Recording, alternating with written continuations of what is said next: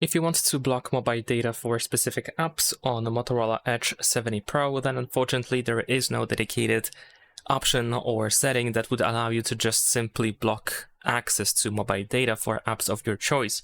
However, what you can do is you can download a third-party app that allows you to do so. So if you open the Play Store, then over here we should be able to use the search option.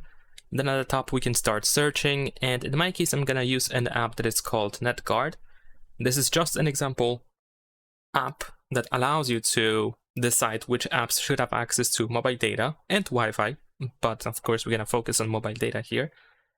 So let me show you how to use this app and how to set everything up. So once you install the app, we can tap on I agree over here. We can enable the app by tapping on this switcher here in the upper left corner and press OK. And then one more time. And then once again. Now over here in app battery usage, we need to find NetGuard. So let's see where we have it. There we go. It is over here. And you want to allow the app to always run in the background. There we go. After that, you can tap on the orange text over here to grant access to notifications. Then over here, we have a little bit of information about how the app works. So of course, you can just read that and press OK.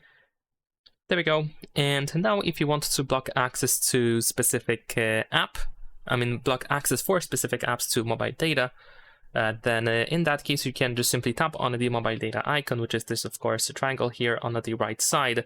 So let's say if I don't want the Chrome browser app to have access to mobile data, I can just turn it off over here, and then I can only use Wi-Fi. And I can do so for every app individually if I want to.